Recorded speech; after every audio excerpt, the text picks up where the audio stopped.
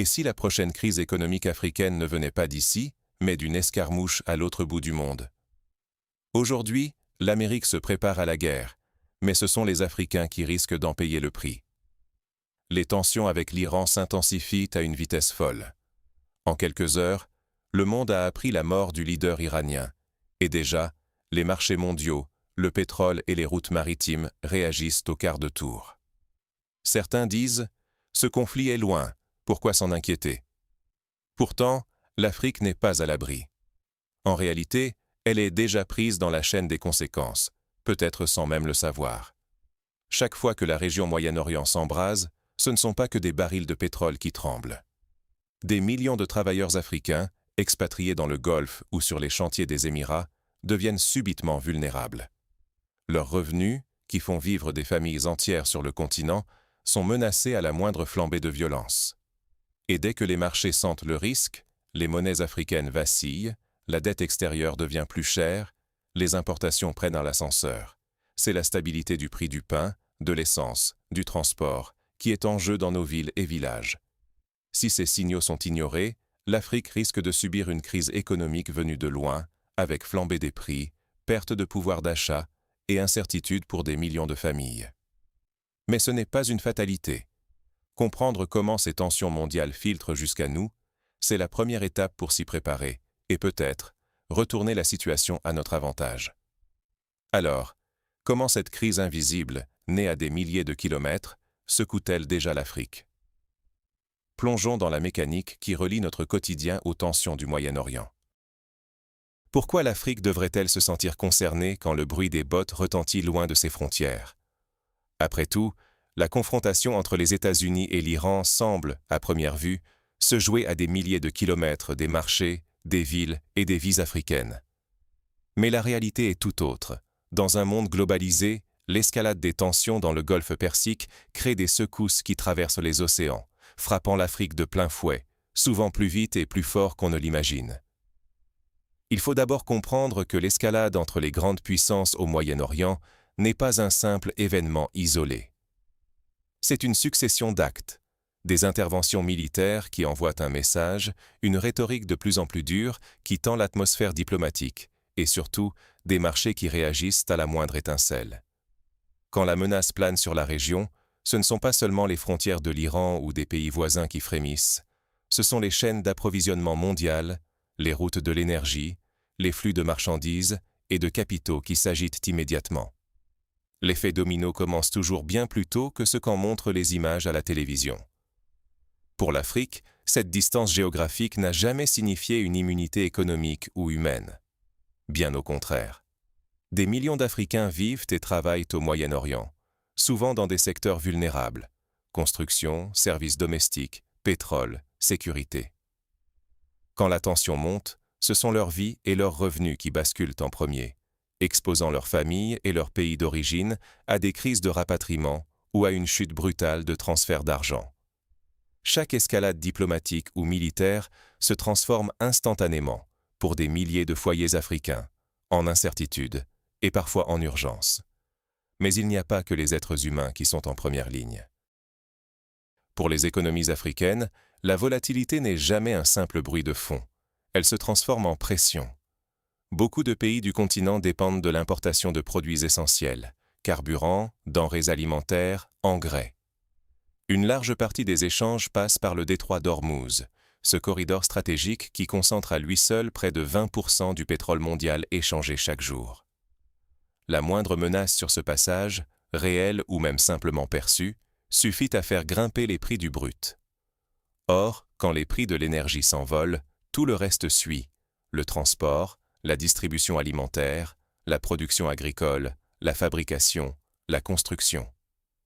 Pour les marchés émergents africains, où les marges budgétaires sont déjà fragiles, chaque variation du baril est ressentie comme une secousse directe sur la stabilité économique. De plus, quand les marchés sentent le danger, ils recalculent instantanément leur exposition au risque. Les investisseurs, les compagnies maritimes, les gouvernements, tous réévaluent leurs plans, anticipent des scénarios de crise, ajustent leurs stratégies. Cela se traduit par une hausse du coût des emprunts, des fluctuations monétaires, des pressions inflationnistes. Les économies africaines, souvent dépendantes de l'importation d'énergie et de matières premières, encaissent alors le choc bien avant que la crise ne soit officiellement reconnue. Ce qu'il faut bien saisir, c'est que négliger le lien entre l'Afrique et le Moyen-Orient, c'est courir le risque de se retrouver démunis face à des chocs imprévus, qu'il s'agisse d'une flambée des prix à la pompe, d'un ralentissement du commerce ou d'une crise diplomatique qui rebondit jusque dans les salons des chefs d'État africains. Voilà pourquoi considérer ces tensions comme un simple spectacle lointain serait une grave erreur. L'Afrique n'est pas spectatrice, elle est déjà insérée dans la chaîne des conséquences. Vulnérable, oui, mais aussi potentiellement stratégique si elle sait anticiper, lire les signaux et agir vite. Alors, comment ce risque se propage-t-il concrètement? Regardons de plus près. L'énergie, véritable sang de l'économie mondiale, est la première source de transmission de cette instabilité. Entrons dans le détail. Un baril de pétrole qui grimpe, et c'est le panier de la ménagère qui explose à Lagos, Dakar ou Abidjan. Pourquoi? Parce que tout commence dans un point minuscule sur la carte mondiale. Le détroit d'Ormuz. Chaque jour, près d'un cinquième du pétrole mondial y transite. Quand les tensions montent entre l'Iran et les États-Unis, même la moindre incertitude suffit à faire bondir les prix du pétrole sur les marchés mondiaux. Pas besoin d'attendre une guerre, il suffit que le risque plane pour que le coût du baril s'envole. Et, avec lui, tous les prix en Afrique. Ce n'est pas abstrait ni lointain. L'Afrique dépend massivement de l'importation de produits pétroliers, et ce, parfois même pour des pays qui produisent du pétrole. Dès que le prix du brut flambe, celui du carburant suit, et toute l'économie tremble. Transporter les marchandises du port à la ville, de la ville au village, nourrir les camions qui approvisionnent les marchés, produire l'électricité, fabriquer les engrais, tout devient plus cher. Résultat, le prix du pain, du riz, des tomates ou du ticket de taxi grimpe pour des millions de familles. À ce moment-là, les gouvernements africains sont face à un dilemme explosif. Soit ils subventionnent massivement l'essence, l'électricité et le transport pour contenir la colère sociale, ce qui creuse les déficits publics et met à mal les finances nationales. Soit ils laissent les prix s'envoler, et c'est la rue qui gronde, l'inflation qui galope, la pauvreté qui s'aggrave. Dans les deux cas, chaque choix politique porte un coup, visible ou caché. On pourrait croire que les producteurs africains de pétrole tirent leur épingle du jeu grâce à la hausse des cours. Sur le papier, c'est vrai. Plus de recettes d'exportation, un trésor public qui se remplit. Mais la réalité est bien plus complexe. D'abord, la volatilité des prix mondiaux rend la planification impossible, avec des devises nationales qui se déprécient parfois aussi vite que le brut monte. Ensuite, une flambée prolongée du prix du pétrole finit par freiner la demande mondiale, et donc les revenus. Et même dans les pays exportateurs, une grande partie de la population ne profite pas de ce boom, car les subventions restent nécessaires pour éviter des tensions sociales internes. Ce choc énergétique, s'il dure, devient un moteur d'inflation généralisée. La facture des importations s'alourdit, les déficits courants se creusent, et la moindre secousse supplémentaire peut se transformer en crise budgétaire. Les États doivent alors emprunter plus cher, dans un contexte où la confiance des investisseurs internationaux est déjà fragile. Les agences de notation surveillent, les taux d'intérêt montent, la valeur des monnaies locales s'effrite. Tout s'accélère. Un litre d'essence plus cher, c'est le prix du transport, de la nourriture, de l'électricité qui explose, et avec eux, la colère sociale. Mais il y a un autre aspect moins visible, tout aussi inquiétant, la confiance. Dans une économie mondialisée, si les investisseurs commencent à percevoir que l'Afrique est exposée à des risques énergétiques qu'elle ne maîtrise pas, ils ajustent leur stratégie. Cela peut aller d'un simple renchérissement du crédit à un retrait massif des capitaux, ce qui fragilise encore les économies déjà vulnérables. L'instabilité énergétique ne reste jamais confinée au graphique du pétrole. Elle imprègne la macroéconomie, les finances publiques, jusqu'au climat politique. Et ce n'est que la première onde de choc. Car l'énergie n'est pas le seul canal. Le commerce, les routes maritimes, jouent eux aussi un rôle déterminant dans la transmission du risque. Regardons maintenant comment la tension se propage depuis les couloirs énergétiques jusqu'aux artères du commerce africain. Ce ne sont plus seulement les tankers, mais aussi les cargos, et bientôt votre monnaie elle-même qui vont tanguer. Ce qui, au départ, ressemble à une crise énergétique limitée, déborde en réalité bien au-delà du pétrole brut. Dès que la tension s'installe dans une région stratégique, tous les maillons de la chaîne logistique mondiale sont secoués. Les grandes compagnies maritimes, les assureurs, les importateurs, tous réévaluent leurs risques, prennent des précautions qui, petit à petit, font grimper le coût de chaque trajet de marchandises. Pour l'Afrique, cela signifie une hausse directe des prix à l'arrivée. Car le coût de l'assurance et du fret, déjà élevé, s'envole dès que les routes maritimes sont jugées risquées.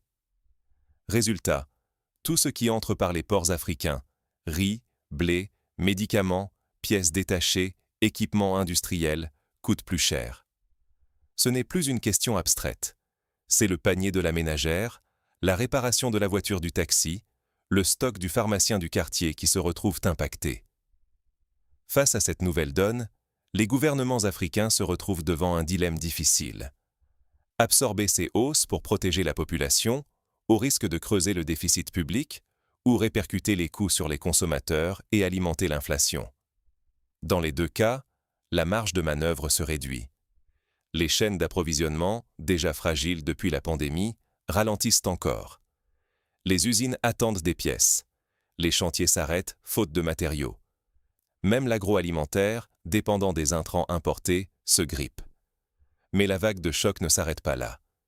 Dès que la logistique est touchée, la finance suit. Les investisseurs mondiaux, eux, n'attendent pas que la crise soit déclarée pour agir. Le simple soupçon de vulnérabilité suffit à déclencher un repli. Les fonds quittent les marchés africains, jugés à risque, pour s'abriter dans les grandes devises mondiales ou dans les obligations d'État jugées sûres. Cette fuite des capitaux, parfois discrète, a des conséquences immédiates. La monnaie locale s'affaiblit.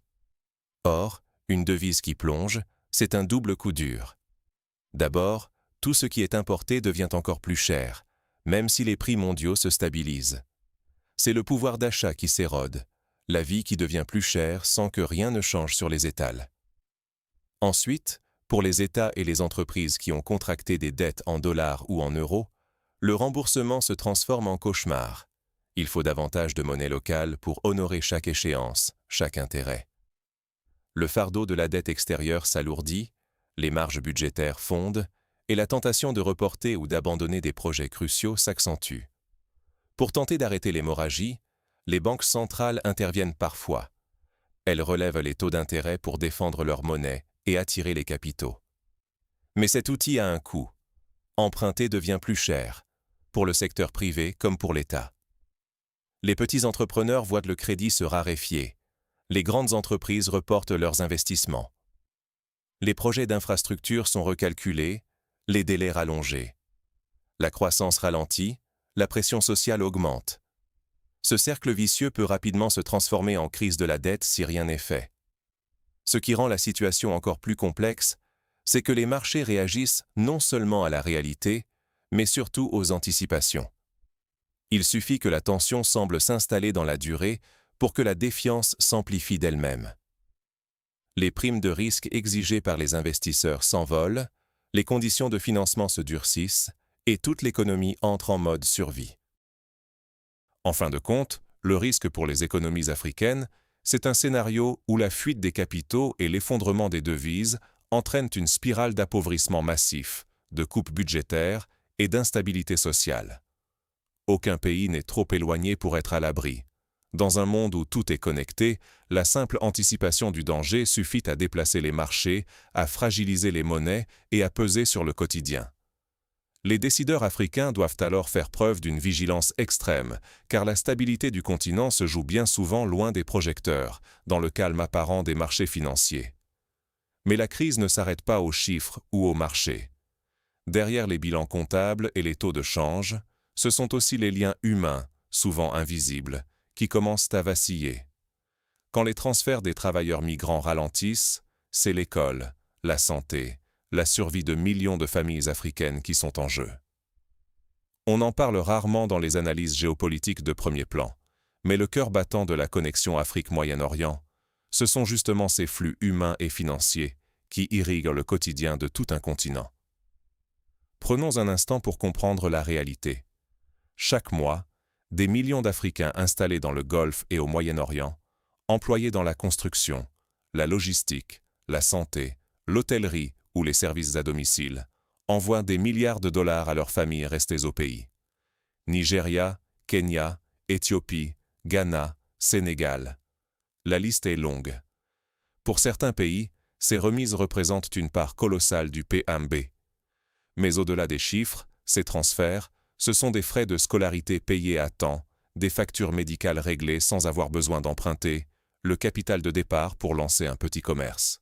Ce sont, tout simplement, la différence entre stabilité et survie pour d'innombrables familles africaines. Et quand la tension monte dans la région, même sans guerre ouverte, tout peut basculer. Car l'incertitude, elle, voyage plus vite que les chars. Les entreprises locales du Golfe et du Moyen-Orient ralentissent leurs projets, reportent leurs recrutements, figent les salaires, suspendent les embauches. L'aviation, parfois même perturbée quelques jours, complique la mobilité des travailleurs. Les banques resserrent leurs conditions. Bref, l'économie locale entre en mode prudence, et ce climat se répercute aussitôt sur la diaspora africaine. Les contrats se renouvellent moins, les opportunités se raréfient, et la moindre interruption, parfois invisible à l'œil nu, finit par peser lourd sur les finances des familles restées au pays. Il ne s'agit pas que de chiffres. Chaque dollar qui n'arrive pas à destination, c'est une école qui ferme, une opération médicale repoussée, un rêve d'entreprise différé. Mais il y a plus. Les remises migratoires, ce n'est pas seulement de l'argent qui circule. C'est aussi un pilier de la stabilité monétaire de plusieurs pays africains. Dès que ces flux diminuent, les devises nationales vacillent, les réserves de change s'érodent, la pression monte sur les gouvernements. Quand, en parallèle, les investisseurs internationaux retirent leur capital devant tant d'incertitudes, le système financier local se tend encore davantage. Contrairement aux exportations de matières premières qui passent par les États, les remises sont fragmentées, décentralisées, issues de millions d'efforts isolés. Cela les rend résilientes, certes, mais aussi extrêmement sensibles aux moindres soubresauts de la région. Et puis, il y a la variable politique, qui s'invite toujours quand l'économie vacille.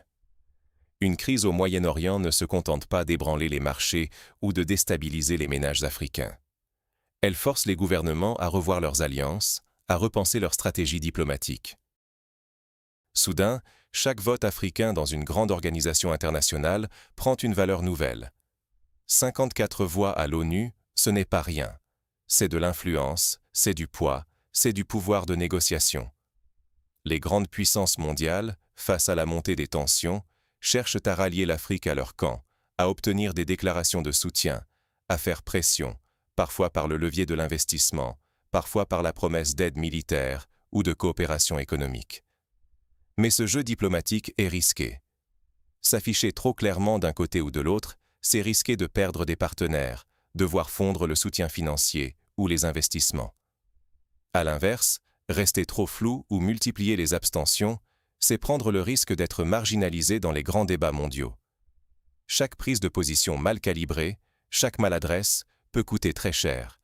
Réduction des transferts, perte d'accès à des marchés clés, voire précarisation soudaine de millions de foyers.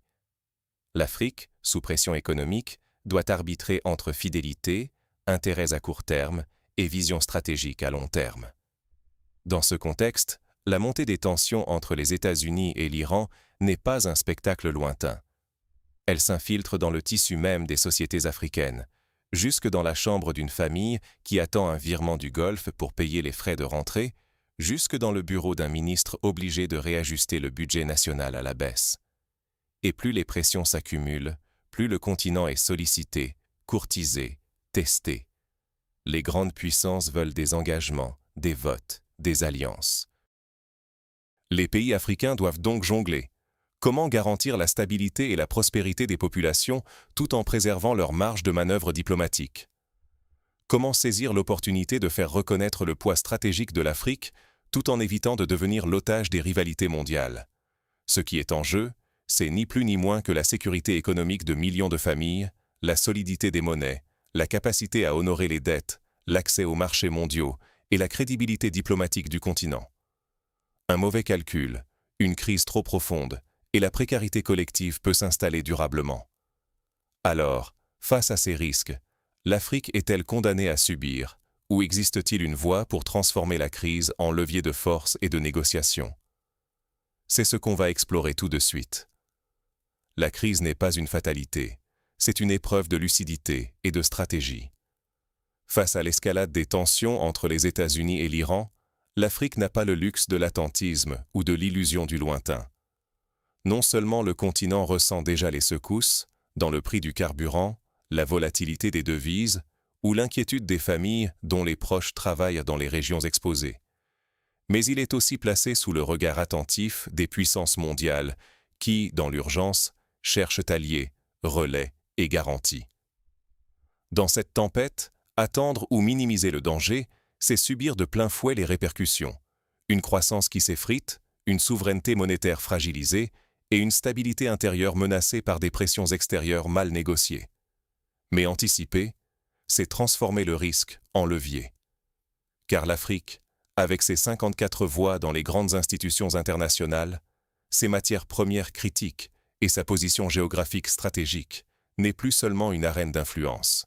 Elle devient un acteur incontournable des négociations globales. Ce qui est en jeu, ce n'est pas seulement le prix à la pompe ou la stabilité de la monnaie. C'est la capacité du continent à protéger ses travailleurs à l'étranger, à sécuriser ses corridors commerciaux, à négocier ses investissements sans renoncer à son autonomie, et même à influencer les votes et les débats qui façonnent l'ordre mondial de demain. Quand les grandes puissances cherchent des garanties, chaque partenariat africain, chaque silence, chaque prise de parole compte davantage. L'abstention n'est plus neutre, elle devient un message. L'alignement, une déclaration. Et dans ce brouhaha diplomatique, la rapidité de réaction fait la différence entre subir et choisir. Alors, que faire? Pour les dirigeants, cela veut dire lire les signaux faibles, préparer des scénarios et se doter de marges de manœuvre, diversifier les sources d'approvisionnement, renforcer la résilience des monnaies, soutenir la diaspora, sécuriser les routes énergétiques et commerciales. Mais cela veut aussi dire parler d'une seule voix quand l'intérêt commun est en jeu, pour éviter les divisions qui affaiblissent le poids collectif de l'Afrique dans la négociation internationale. Pour les institutions, cela implique d'adapter en urgence les politiques économiques, de renforcer les filets sociaux pour protéger les plus vulnérables et d'investir dans l'intelligence stratégique pour identifier les opportunités là où d'autres ne voient que la menace. Et pour chaque citoyen, c'est une invitation à comprendre que l'avenir ne se joue plus seulement dans les capitales lointaines, mais aussi dans le choix des dirigeants, la vigilance sur l'information et la mobilisation pour exiger des réponses fortes face aux défis mondiaux. L'Afrique n'est pas condamnée à subir les ondes de choc. Elle peut, si elle s'y prend à temps, transformer la crise en tremplin. Les périodes de confrontation mondiale font ressortir les failles, mais elles révèlent aussi les forces de ceux qui savent anticiper. Ceux qui négocient tôt imposent leurs conditions. Ceux qui réagissent tard perdent le prix fort. Voilà pourquoi il est urgent d'agir, pour défendre la stabilité, préserver la souveraineté et saisir la chance de repositionner l'Afrique au cœur du nouvel échiquier mondial.